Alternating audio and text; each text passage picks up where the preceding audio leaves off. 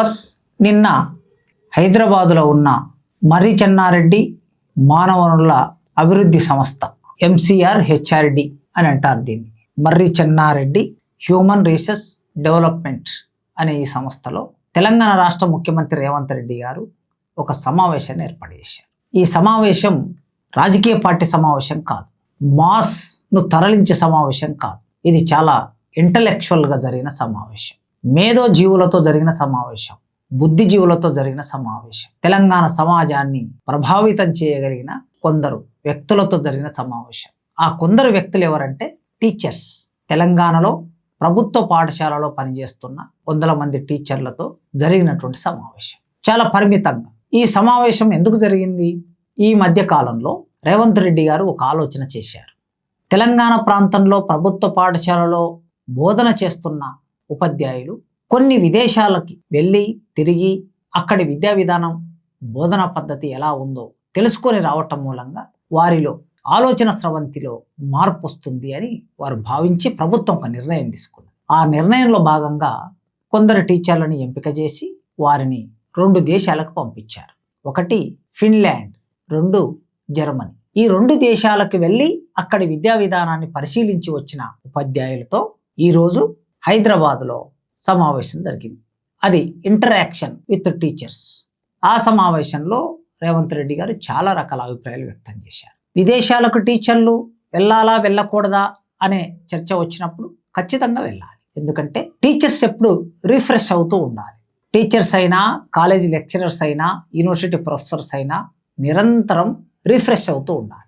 Refresh కావాలంటే చదవటం, పరిశోధన చేయటం. మన దేశంలో కేవలం మన దేశంలోనే కాకుండా విదేశాలకు కూడా వెళ్ళి అక్కడి పద్ధతులకు అనుగుణంగా అక్కడి పరికరాలను, పరిశోధన కేంద్రాలను ఉపయోగించుకొని పరిశోధన చేసి రావడానికి డిగ్రీ కాలేజ్ లెక్చరర్లకి, యూనివర్సిటీ ప్రొఫెసర్లకు అవకాశం ఉంటుంది. మరి టీచర్లకు ఎక్కడ అవకాశం లేదు. కనుక టీచర్లు స్వయంగా ఎవరైనా సరే, టీచర్లైనా, లెక్చరర్లైనా, యూనివర్సిటీ ప్రొఫెసర్లైనా తమ జేబులో డబ్బులు పెట్టుకొని వెళ్ళగలిగే స్తోమత ఉండదు. విదేశాలకు వెళ్ళాలంటే కనీసం ఒక 10 లక్షలు కావాలి ఒక మనిషి వెళ్ళి రావాలంటే, తక్కువలో తక్కువ. కనుక 10 లక్షలు ఖర్చు పెట్టుకొని విదేశాలకు వెళ్ళి తమ జ్ఞానాన్ని పెంచుకొని రావడానికి వారికి స్తోమత సరిపోదు. కనుక ప్రభుత్వమే పూనుకొని పని చేయాలి. విశ్వవిద్యాలయాల్లో, డిగ్రీ కాలేజీలలో UGC నిధులతో విదేశాలకు వెళ్ళి వస్తూ ఉంటారు, కొన్ని పరిశోధనలు చేస్తూ ఉంటారు. అదేవిధంగా అక్కడ సెమినార్లో పాల్గొని వస్తూ ఉంటారు.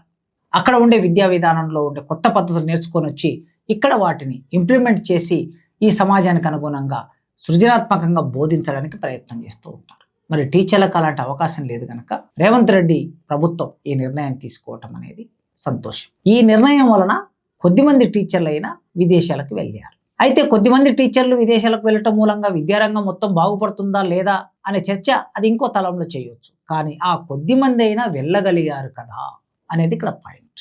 ఈ నేపథ్యంలో వాళ్ళతో జరిగిన ఆ చర్చలో ఆయన మాట్లాడిన అభిప్రాయాలు, చాలా అభిప్రాయాలు ఉన్నాయి. కానీ నేను ఒక్క ముఖ్యమైన అంశం మీద మీ ముందు మాట్లాడడం కోసం ఈ వీడియో చేస్తున్నాను. ఎందుకంటే అది చాలా మందికి తెలియదు ఈ విషయం. అంతకు మునుపు ఫిన్లాండ్, జర్మనీ ఈ దేశాలకు సంబంధించిన అవగాహన కోసం కొంత సమాచారాన్ని ఇస్తాను మీకు. ఎందుకంటే ఆ దేశాలకే ఎందుకు వెళ్ళారు టీచర్లు అనే చర్చ వస్తుంది కనుక. ఫిన్లాండ్ అనేది చిన్న దేశం, 56 లక్షల జనాభా ఉన్న దేశం. అంటే హైదరాబాద్ కన్నా చిన్నది అని అర్థం. ఒక రకంగా మన దగ్గర అతిపెద్ద జిల్లా, జనాభా ఎక్కువగా ఉన్న జిల్లా అంటే బహుశా ఉమ్మడి మహబూబ్నగర్, 40 లక్షల జనాభా. అంటే ఒక జిల్లంతా ఉన్నది ఫిన్లాండ్ అనే దేశం.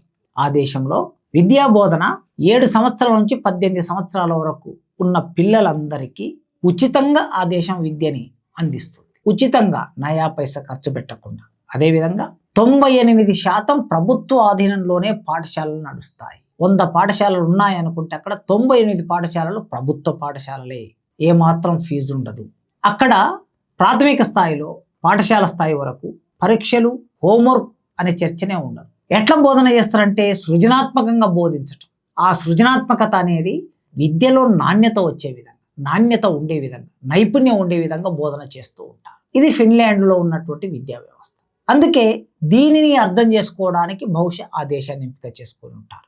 ఇక రెండవది జర్మనీ. జర్మనీ మనందరికీ తెలుసు, ప్రపంచంలో అభివృద్ధి చెందిన దేశాల్లో జర్మనీ కూడా ఒక దేశం.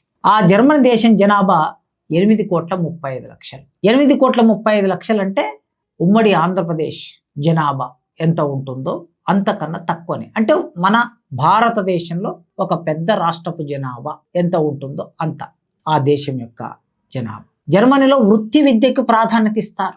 మన దగ్గర అలాంటి అవకాశం లేదు. యూనివర్సిటీ విద్య పూర్తిగా ఉచితం.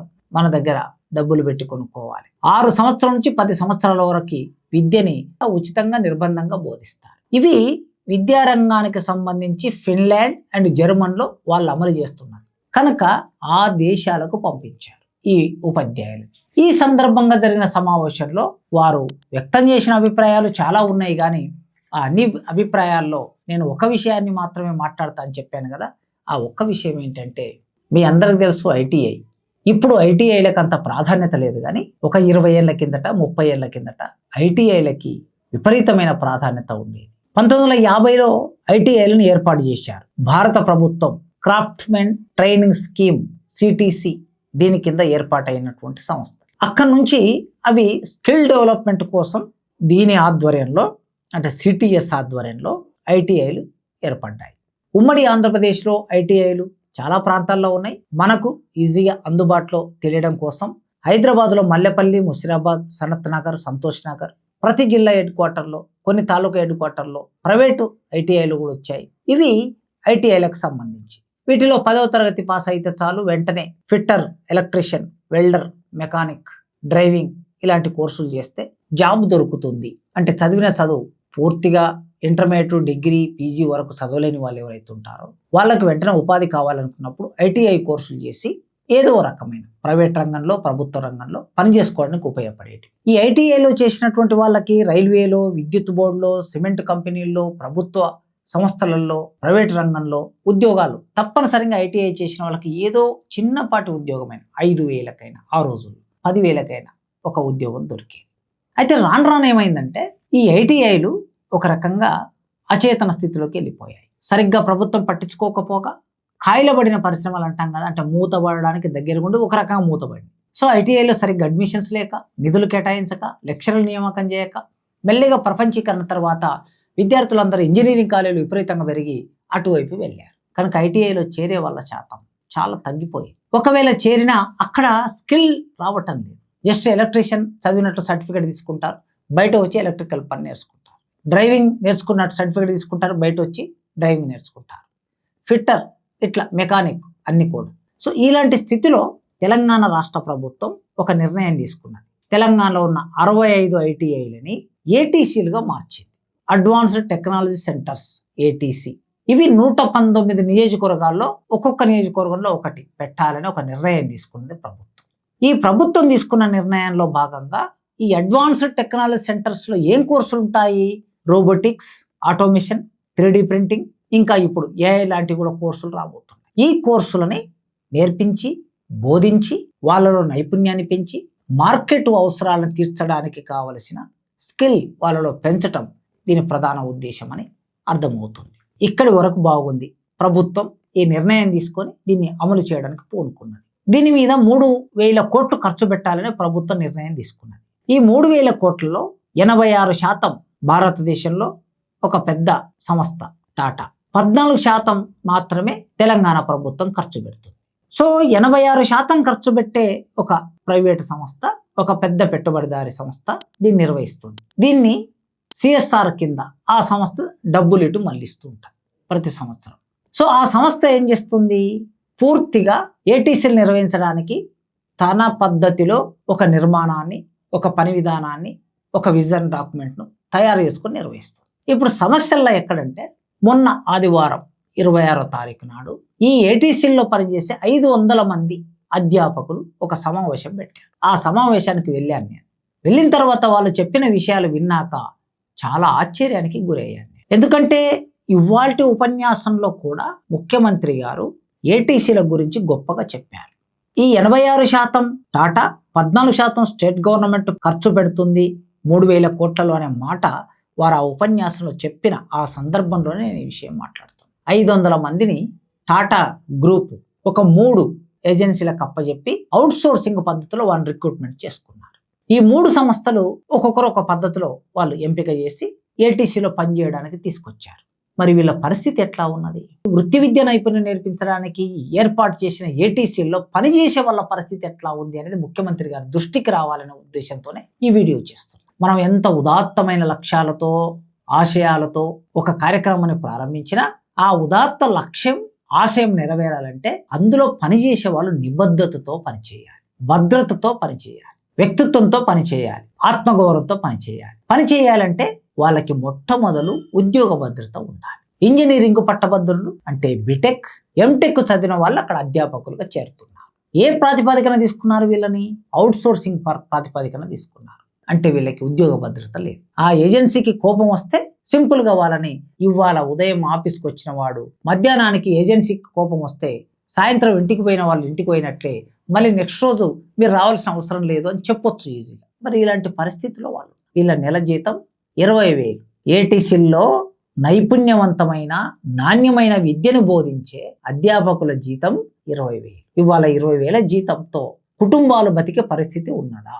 పైగా అధ్యాపకులు ఇలా బతకగలిగే అవకాశం ఉన్నదా? వాళ్లకు సిఎల్స్ లేవు, మెటర్నిటీ లీవ్లు లేవు. మన హక్కు ఏమిటి? అన్ని ప్రభుత్వ వ్యవస్థల్లో, కాంట్రాక్ట్ వ్యవస్థల్లో, పర్మనెంట్ ఉద్యోగాలు స్త్రీలకి ఒక 6 నెలల కాలం పాటు బిడ్డల్ని కని పెంచి పోషించడానికి సెలవులు ఇస్తారు. కానీ ఇక్కడ పనిచేసే స్త్రీలు ఉన్నారు, పురుషులు ఉన్నారు. ప్రభుత్వ ఉద్యోగంలో పనిచేసే చైల్డ్ కేర్ లీవ్ అని పురుషులు పెట్టుకోవచ్చు, స్త్రీలు పెట్టుకోవచ్చు. మెటర్నిటీ లీవ్లు స్త్రీలు పెట్టుకోవచ్చు. కానీ ఇక్కడ చైల్డ్ కేర్ లీవ్ పురుషులకు లేదు, స్త్రీలకు లేదు, మెటర్నిటీ లీవ్స్ కూడా లేవు. మరి స్త్రీలు ఎలా పనిచేస్తారు? అందుకే ఈ నేపథ్యం నుంచి సీఎం గారి దృష్టికి తీసుకొస్తున్న విషయం, మొట్టమొదలు 500 మందిని పర్మనెంట్ ప్రాతిపాదిక మీద నియామకం చేసుకోండి. దానికి ఒక పరీక్ష పెడతారా, వడపోత పెడతారా, ఇంటర్వ్యూ పెడతారా? స్కిల్ ఉన్న వాళ్ళను, ప్రతిభ ఉన్న వాళ్ళని నియమించుకోండి. ఉద్యోగ భద్రత కల్పించండి. ఉద్యోగ భద్రత కల్పించిన తర్వాత వాళ్ళ సర్వశక్తులు ఒడ్డి వాళ్ళ నైపుణ్యాన్ని అంతా పెట్టి బోధిస్తారు. ఉద్యోగ భద్రత లేనప్పుడు రేపు ఉద్యోగం పోతుందో ఉంటుందో తెలియనటువంటి ఒకానొక పరిస్థితుల్లో వాళ్ళు సరిగ్గా పనిచేయడానికి అవకాశం ఉండదు. అందుకే ముఖ్యమంత్రి గారు దీన్ని దృష్టిలో పెట్టుకోవాలి. 3 నెలలు అయింది, ఇప్పటి వరకు వాళ్ళకు జీతాలు లేవు. ఒక సంస్థ 3 నెలల నుంచి జీతాలు ఇవ్వట్లేదు, మరో సంస్థ 2 నెలల నుంచి జీతాలు ఇవ్వట్లేదు. ఇవి ఏజెన్సీలు అంటే అవుట్ సోర్సింగ్. ఒక ఏజెన్సీ తీసుకుంటుంది, ఒక టెండర్ వేస్తే ఆ టెండర్లో వచ్చి వాళ్ళు టెండర్ పాడి వాళ్ళు దాన్ని దక్కించుకుంటారు. తర్వాత ఏటీసీలకు కావాల్సిన ఎంప్లాయీస్ సప్లై చేస్తారు. ఈ పరిస్థితి ఉన్నప్పుడు మీరు ఇవాళ ఉపాధ్యాయుల ముందు మాట్లాడిన మీరేమన్నారు? భాష ఆటంకం కాదు, భాష అనేది కేవలం మన అభిప్రాయాలను చేరవేయడానికి ఉండే ఒక టూల్, ఒక సాధనం మాత్రమే. చైనాలో ఇంగ్లీష్ రాకపోయినా చైనా ప్రపంచంలో అగ్రగామి దేశంగా ఉంది. దక్షిణ కొరియా, జపాన్, జర్మనీ ఈ దేశాలన్నిటిలో ఇంగ్లీష్ రాకపోయినా ఇవి గొప్ప దేశాలు ఉన్నాయని ముఖ్యమంత్రి గారు చెప్తున్నారు. నిజమే, భాష అనేది మార్కెట్ కాదు. కానీ నైపుణ్యం రావడానికి నైపుణ్యవంతులు నేర్పిస్తేనే విద్యార్థులకు నైపుణ్యం వస్తుంది. అలాంటి నైపుణ్యవంతులను ఎంపిక చేసి ఏటీసీలని మరింత పటిష్టంగా తయారు చేయాల్సిన బాధ్యత ముఖ్యమంత్రి గారు ఉన్నది. దీన్ని విస్మరిస్తే మీరు ఆశించిన ఆశయం నెరవేరకపోగా నీరుగారి మీరు ఇప్పటికీ విద్యలో నాణ్యత, విద్యలో నైపుణ్యం ఈ 2 విషయాలు మాట్లాడుతున్నారు. కానీ ఈ 2 విషయాలు మీరు మాట్లాడుతున్న వాటిలో నిరంతరం 15 రోజులకోసారి మాట మాట్లాడుతూ ఉన్నారు. ఆరుట్ల స్కూల్ ఓపెన్ చేస్తే ఇదే మాట్లాడారు, ఉస్మాన్ యూనివర్సిటీకి వచ్చి ఇదే మాట్లాడారు, తర్వాత ఉత్తమ ఉపాధ్యాయులు అవార్డు ఇచ్చినప్పుడు ఇదే మాట్లాడారు, ఇవాళ టీచర్స్తో ఇంటరాక్షన్లో ఇదే మాట్లాడారు, మొన్న కొత్తకోటలో గవర్నమెంట్ స్కూల్ ప్రారంభోత్సవానికి పోయినప్పుడు ఇదే మాట్లాడారు.